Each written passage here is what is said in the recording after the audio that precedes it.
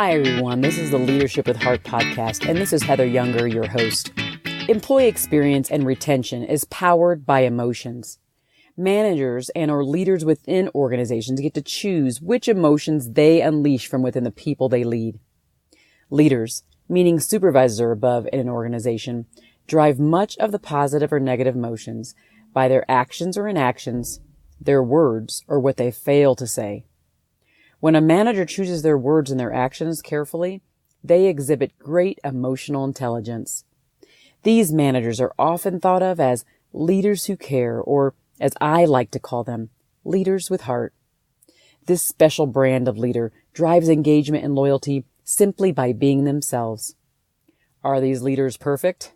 Absolutely not. It is in their awareness and sharing with some of their imperfections that we realize their brilliance.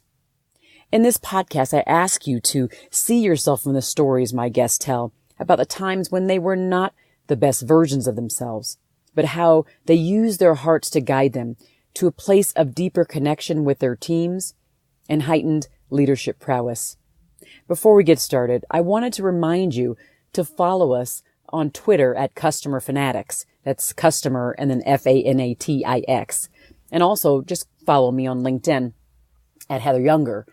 That is because I'm in the process of writing a book based upon this podcast, which will have amazing stories of those on the show. And I'm going to be going a little deeper too, so you will not want to miss it. But I'll be putting out tidbits, asking for feedback related to the book cover and just ideas and colors. I want you to be a part of that. I want you to lend your voice to that. Also, don't forget to subscribe to our newsletter at customerfanatics.com, and you'll get a couple freebies as well, including the first chapter to my book and some emotional intelligence tips as well. Thank you so much for listening, and hopefully you enjoy this show. Hi, everybody. This is Heather with the Leadership with Heart podcast, and I'm very excited to have today Sheryl Simmons on the call. Sheryl was actually referred to me by a fellow podcaster, and it was because we were talking about culture and, of course, leaders with heart, those that are more emotionally intelligent and know that people have to come first in order to be able to achieve all the other things they want to achieve in business. And so that person actually referred Sheryl. So welcome to the show. Thank you. It's good to be here. So where are you right now in your leadership journey? Where, if I had to describe if my head goes to where am I connected to right now? And currently, I serve as the Chief Human Resources Officer at Maestro Health. I lead the HR and talent management teams for them across the entire United States. I also serve as their Chief Compliance Officer, leading both the compliance and legal teams as well. So I chuckle and say that sounds like a lot of C-level titles, but at the end of the day, ultimately, I'm responsible for empowering our biggest, most amazing asset, which is the people of Maestro Health, our Maestro Knights.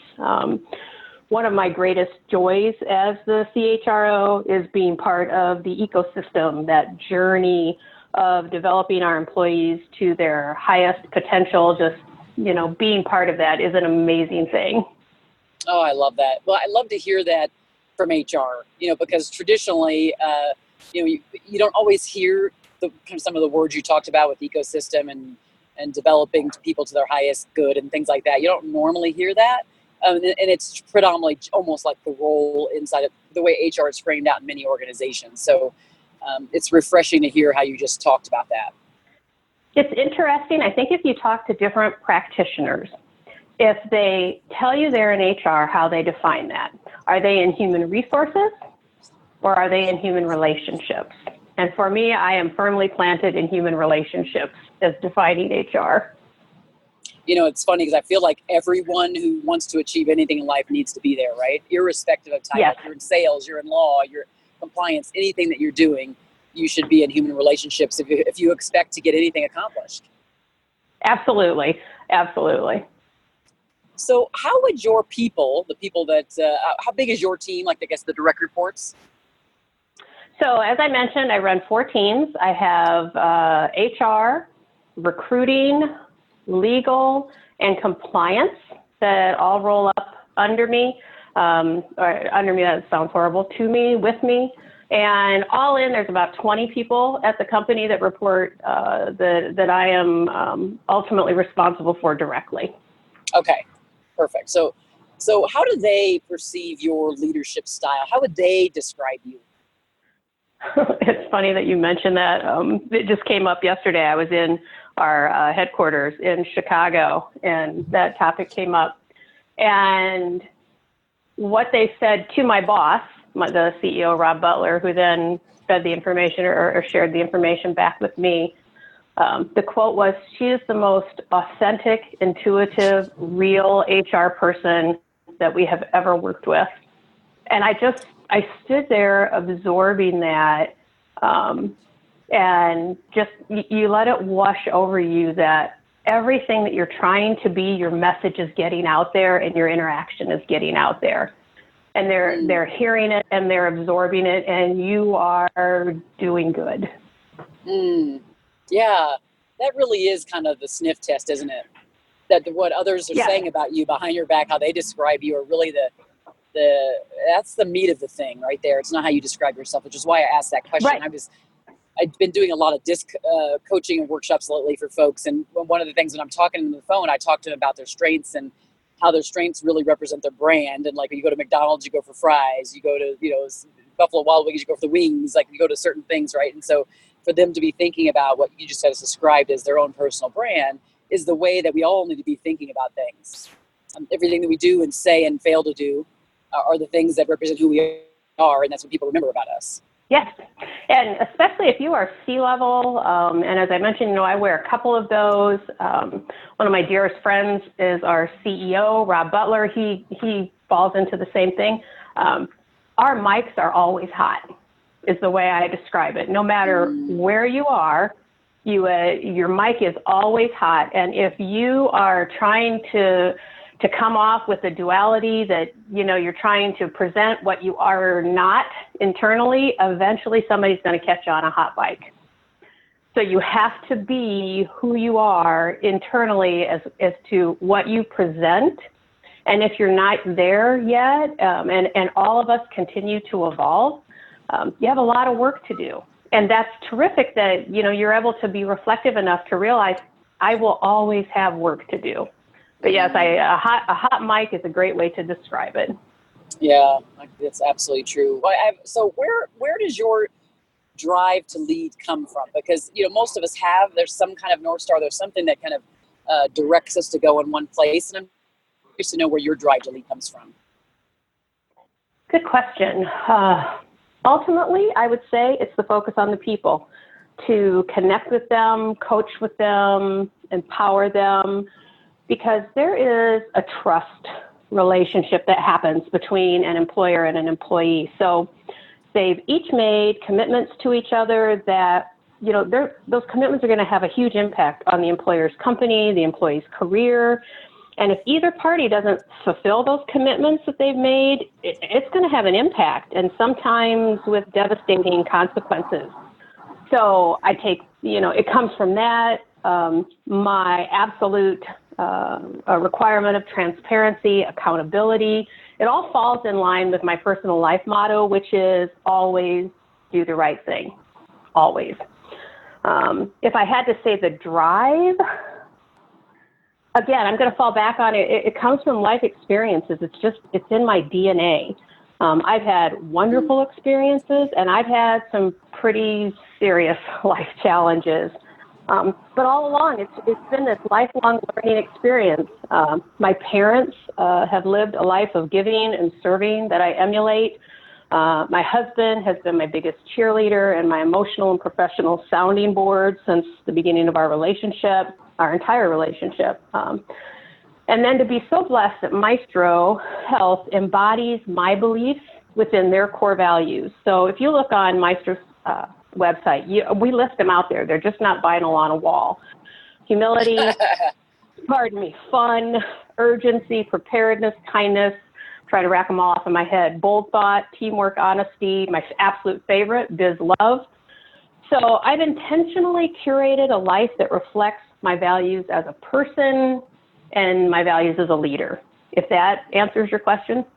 Oh yeah, it absolutely does. Well, I love, it's it's actually kind of scary how many words you use that are either in my book or that I use when I write and speak a lot. So this curation idea, when we think about employee experience, people, I mean, a lot of times what happens with HR is they're not thinking holistically about that journey that the employee takes with us, and how every stop along the journey before they even come and, they start working with us and after they leave us, there are touch points along the way. And so that curation idea I love. The other one that you talked about, which is literally in my book, The 7 Intuitive Laws of Employee Loyalty, because I have a law background, this idea of the employer and employee and the imbalance and the commitments and the agreements. And I'm like, what is it? Did you read my book before you got on this call? No, I would say perhaps kindred spirits that should have some coffee together someday. I think so. I absolutely think so. That was amazing. Not just because, of course, I wrote it, but I couldn't believe it. I was like, she was speaking to me. Straight to me. But I love it. What I love about what you talked about was the alignment portion, which many of us struggle with. We are one thing at home, we are another thing at work, and so to be able to live fully as you, most of the time is refreshing, isn't it? Yes. And again, so I'll step back to the Maestro piece of it. And again, why, Maestro Health is unique in many ways. And part of that uniqueness that resonates with me is our absolute desire and intent for our employees to bring their whole selves to work.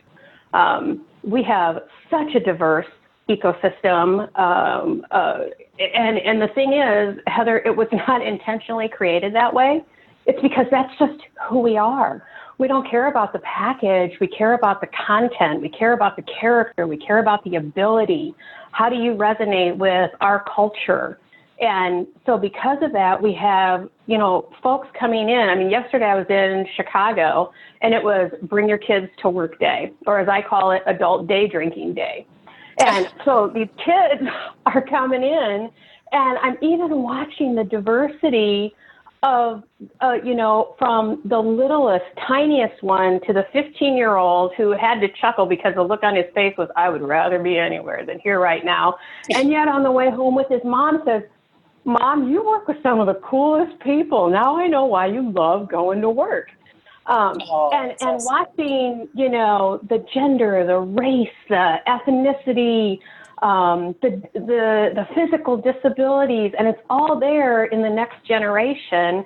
And we have parents who trust us to bring their kids in and to expose their kids to their employers, and they love it. They love doing it. And again, it comes back to me that the message that we're sending out to the employees, they're hearing what we're saying, and they're loving it, and they're bringing it back to us. Oh, I love it. I love that. And that's one of those things when you think of one of the areas I focus on a lot of my work is voice of the employee. I feel when I'm working with organizations, I believe that everything starts and stops with the voices of their people. So I try to find ways that we can gather those voices in ways that make sense and can help, the organization move forward. And so the stuff that you're talking about, even just coming from their children, that's the voices of the children of the people's people, right? Mm-hmm. And you're getting to see. So it's like the line downward of the people how they're describing the folks that are working there and the culture that exists there. I think that's pretty profound. That it's the real deal. Yeah, it really is. And I think it's also incumbent because, as you talked about earlier, like leadership, just like culture, is a journey, and we never actually arrive at that place, right? It's a constant look at trying to get better and improve. And that's the thing is, like, we should never be resting on laurels at the same time, right? Yes. It's awesome. So, okay, everybody's listening now, and they're like, boy, she is amazing. Like, can I go work there? Has there ever been a time, and if you could be specific on this, it'd be awesome, a time when you weren't that best leader, you weren't the best version of you, and so what did that look like specifically, and then what did you do to come out of that spot? Gotcha. So do you have moments in your life, Heather, where you look back and you think, I really wouldn't mind having a chance for a do-over there. That's a nice way of saying I look back and think, wow, Simmons, you really screwed that up.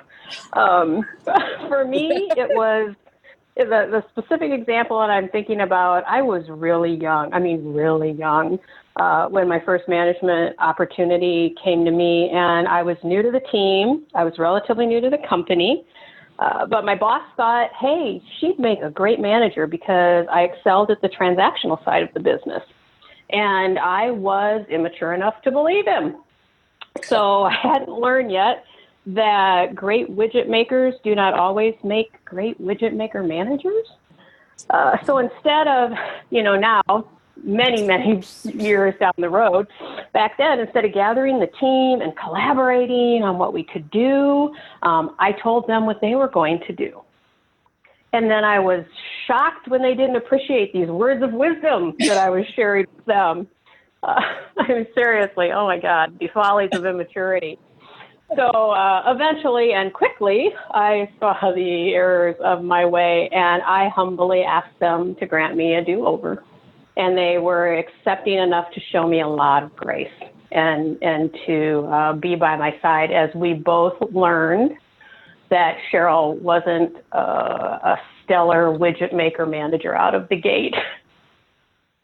Wow. Well, I appreciate that. And that's, some of us are there even when we've been there a long time, right? Because again, this is a journey. So sometimes we just land on things and go, did I just say that? Or I had that interaction in that meeting, and that was not the best of me. Yeah. And right now, so I feel like, and for me, this is me personally, but I think a lot of leaders that I've spoken to, that we're constantly asking for do-overs, or we need do-overs, or we're searching for that ability to kind of redeem ourselves from just not being perfect. Wow, we don't have shields and capes, and we can do things that aren't right. And the lesson that comes to the folks that we are privileged to be leading at that point, when they see someone who's their leader that says, I don't know it all, and I'm going to make mistakes. When Rob and I, we'd been working for a little bit together when I came to Maestro, and I joked with him. I said, Rob, you act like I walk on water. I said, listen, at some point, I am going to screw up, and it is going to be glorious. Please know that there was no ill intent on my part. I said, because at some point, everybody's going to screw up, large or small. Yeah. And being able to own that and talk to your team and say, yeah, I totally screwed that up, guys. And the two very important 2-word phrases, I'm sorry and thank you. We'll come out of that. But the minute that we don't think that we're making mistakes, we aren't leaders anymore, and we're probably pretty crappy managers. That's so true. I'm curious to know, in your role and how much really authority you have in that position. How do you influence this idea of psychological safety? So people that are able to have ideas, people are able to run with those ideas, and then the idea of just like taking risks and feeling okay that the risk, even if it doesn't turn out quite well, that it's like you said, the idea of grace, that the organizational leaders will give those people grace if there was well thought out risk. Mm-hmm. From a company standpoint, that has to be part of the embedded culture that starts from the top down, and it can't be smoke and mirrors, because people are not stupid. They're going to sniff out a fake fast. So that it has to start there, and you intentionally curate that culture and keep everybody accountable and real. But then you also do it for yourself and all of the interactions that you have with other individuals in your personal and work lives. You have to create that place of safety. There has to be that safe space where people know I can raise my hand. I'm going to have an idea. I'm going to give you some feedback that, quite frankly, is a gift if you will just recognize it for what it is. But you have to intentionally curate those relationships and take the time to create that emotional bank and make the deposits so that they feel safe coming in and having those conversations. And then once they enter into that space and that conversation, honoring the courage that it took to do that and how you handle it afterwards. Because, all along the way, quite frankly, for leaders, there are opportunities for us to drop the ball. So it's intentional, it's ongoing, and it absolutely has to be authentic. So I'm curious from a tactile perspective, for those that are listening, I use the word curation a lot. I speak in like I said, you and I are very similar. But sometimes I find myself having to go, okay, step back and not use as much flowery talk, but actually tell the people what to do. Like, here's what I would recommend. This is actually how you do it. So what maybe would be some of the things exactly, best practices on the curation front? How do they get there, the people listening, right? So one of the things that has worked very well for me at Maestro, especially with the fact that I seem to be crisscrossing the country on a weekly basis, is I have one-on-one time set up. I did it with all of my direct reports, and then as well as the folks reporting up under them, and then I coach and mentor a number of individuals within the Maestro Health body of employees. And what it's happened so much and word has got out, it's now referred to as Sheryl time. And what that means is on a regular cadence, depending on where we're at in the relationship and what we're trying to accomplish, you will get 25 minutes of my undivided, focused time. And in exchange for that, the night before, you have to do homework. You send it to me, and I look over some answers to questions, and those questions that are on a template that I'm happy to share with people. It is to help individuals focus on what went wrong, where did I drop the ball, how am I held accountable, what's in my way, and it's conversations that are had where they're able to talk to not only a C-level, but they're able to talk to Sheryl, who's been through a lot of life journeys. And then we have those conversations, and some of it is about career coaching, some of it is about they're doing at Maestro. And I've been there now 5 years, and that's a lot of relationship building. But if you are in it to win it, folks, that's where you put your investment. Invest in the relationships, get to know the people, so that, as you said, as a tactical level, you know them, you know what their hopes and dreams are, you know what their career goals are, you know where their struggles are. And when they trust you and you've created that space for them, they're going to raise their hand when things are going sideways. Because they trust you to handle it, and they trust you to do what's best for both for them and the company. But one-on-one time is so important. It's interesting that when we think about the relationship portion, we talked about that earlier in the talk, that it is about human relationships and everything we do. And there's no other better way to do that than to spend that one-on-one time. We're all so busy, throughout the day with everything else. So we have to be able to sit down with people. So I think it's critical. Yeah, I have a personal theory that in a day and age of social media, hyper-connectedness, that people are hungry for face-to-face human connectedness. And so you may get 1,000 likes on your Instagram feed, but having coffee with someone who's invested in you and likes you and is concerned about you for a few minutes, is there the possibility, and I'm a self-admitted neuroscience geek, so the behind-the-scenes answer is, yes, there is. Is there the possibility that human beings are craving that in-person, face-to-face interaction, and they get that when you spend time with them? Yes, that's awesome there. That's going to be a big takeaway. It's something we consistently hear, but I like that you've expressly stated it, and again, practice it. So one thing I don't know, so you said you go crisscross across the country, so your team must be scattered everywhere? Yes. Okay. And so we have multiple brick and mortars as well as employees in almost every state. Oh, wow. Okay. Because usually I want to ask you, I see that you spend time with people, so you're going when you get disconnected from people, how do you reconnect? And I think this one-on-one time is probably a big part of that, right? Are there other ways that you maybe connect with the whole team? Do you do anything annually to get everybody together for team building purposes? I'm curious to know about that. Yes. So as a company and as a whole, and then myself as an individual leader, as a company, we have multiple events throughout the year that we call it our M-Life team, this fantastic team who helps to curate the culture at Maestro. We do fun things together. We do volunteering together. We have quarterly town halls where, Rob gives the State of the Union.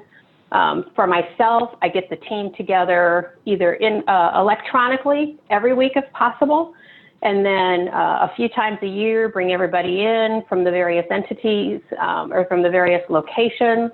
A lot of times it's surrounded by a conference because I'm a big advocate of continuing education. So we'll make sure that we all go, we get in early enough that we spend quality time together as a team and connect there as well. Oh, awesome. That's great.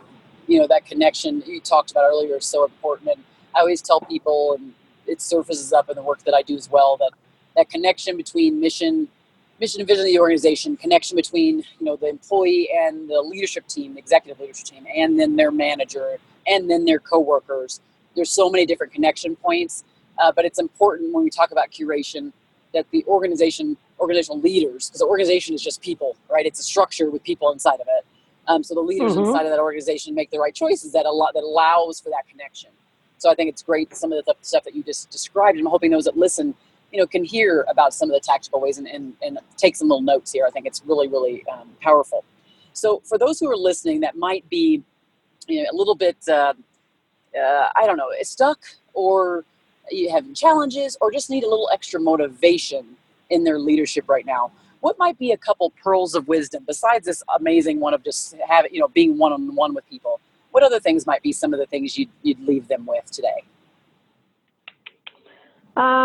Let's see. Couple of things. One would be set your ego aside and get out of your own head.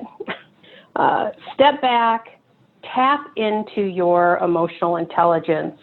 For those that I'm mentoring and coaching, there's a book, Emotional Intelligence 2.0 by Travis Bradberry. It is required reading if you want to go through coaching with me.